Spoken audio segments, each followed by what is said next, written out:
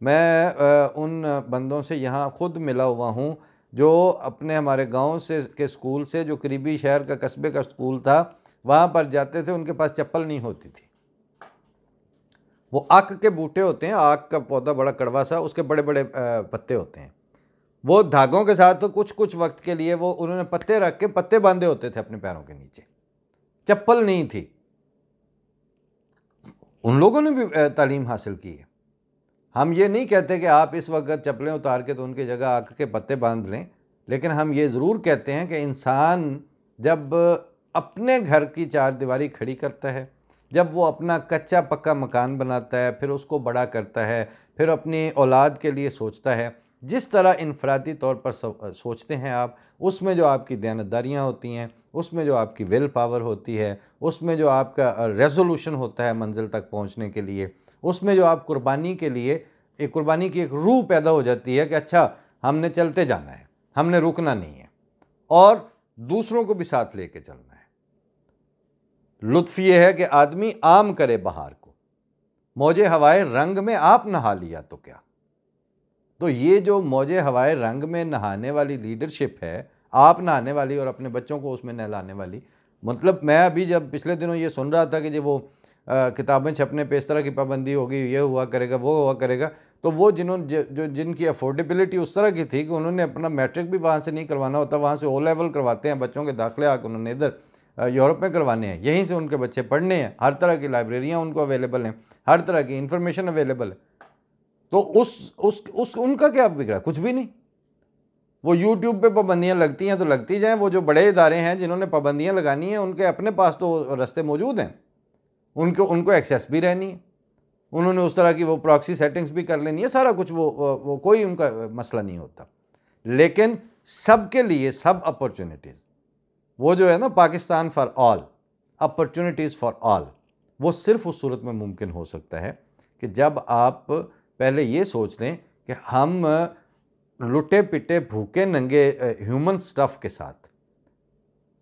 जिनको ये थ्रेट है कि अगर सऊदीया से हमें वापस भेज दिया तो हम खाएंगे क्या,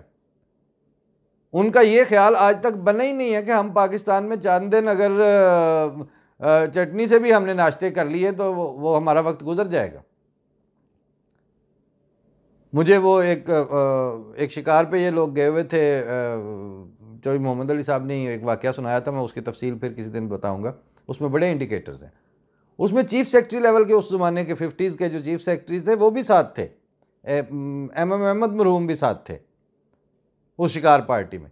तो जब कहीं इन्होंने खाना खाना था तो पैगाम ये भेजा, उस वक्त तो साहिबजादा मिर्ज़ा नासिर अहमद साहब थे, कि वो जो डेरा नज़र आ रहा है वो नहर के परली तरफ, उधर बंदा भेजा, उनसे पूछा लवेरा है थोड़े यार, मतलब कि लवेरा का मतलब कि दूध देने वाली को भैंसें का इंतज़ाम है, जिनके यहाँ वो है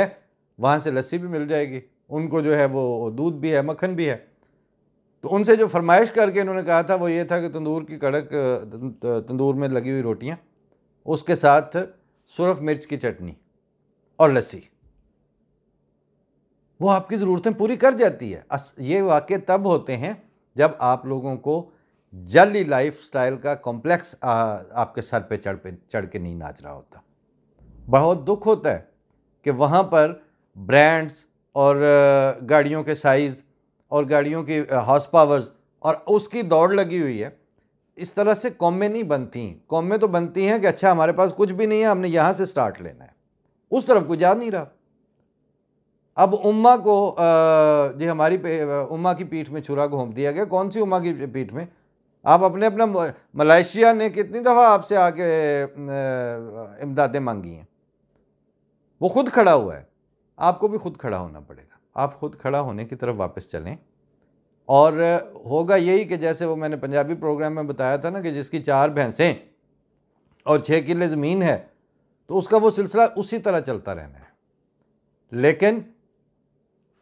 तब्दीलियाँ और वाक़यात और इस तरह के जो बड़े वाक़यात हैं जो इसराइल को तस्लीम कर लेने के, इनके असरात पड़े हैं आपके बहुत बड़े लेवल पर, मगर इनका जो इलाज और इनका हल है वो आपकी माइक्रोस्कोपिक इक़दामात के अंदर है, मैक्रो पे नहीं है। आप जिस दिन पता होगा कि आप छोटी सी बात सोचें कि एक बहुत बड़ा जुआ खाना, बहुत बड़ा शराब खाना है, उनकी रोज़ाना की मिलियंस ऑफ उसकी मंथली उनकी सेल है। उस कम्युनिटी और उस इंसानों के धड़े के लिए उसका क्या हैसियत है, जिनको वहाँ जाने की उनको ज़रूरत ही नहीं। ना वो जुआ खेलना चाहते हैं, ना वो शराब पीना चाहते हैं, ना उन्होंने उस तरह की, मतलब डिस्को जाना है, लेकिन डिस्को जो कि हो तो लो, तो जब अकल आ जाती है तो बंदा फिर वैसे ही नहीं जाता। अब मैंने वहाँ जाके इस जालसाजी में मैं खड़ा रहूँगा, वहाँ पे वो एक ऐसा म्यूज़िक बज रहा होगा जिस म्यूज़िक का मेरी रूह से कोई ताल्लुक़ ही नहीं है। इस तरह की ड्रम बीटिंग हो रही है जिसके अंदर से मुझे सेंसिबिलिटी ड्राइव करनी मेरे लिए मुश्किल हो रही है। वो वहाँ क्या करने जाएगा? लेकिन ये एक आपकी लीडरशिप, आपके इंटेलेक्चुअल्स का, आपके मीडिया का एक रोल बनता था, अब भी है, लेकिन वो अब भी मज़ीद जालसाजियों की तरफ जाएंगे, अब वो मज़ीद झूठ की तरफ जाएंगे। तो आप इनफरादी तौर पर अगर सच की तरफ वापस आ जाएं, आप इनफरादी तौर पर ब्रांड्स और गाड़ियों के साइज़ों से बाहर निकल के जो मरूज़ी हकायक हैं, हकायक नहीं भाई, जो मरूज़ी हकायक आपके सामने की जो ऑब्जेक्टिव रियलिटीज़ हैं, उनके ऊपर बुनियाद रख के लम्हा ब लम्हा, साल ब साल, माह ब माह तालीम, तरबियत और ज़हनी तरक्की के साथ आगे के गोल रखें, तो कल को यही ह्यूमन स्टफ़ है जो कुछ कर गुजरेगा।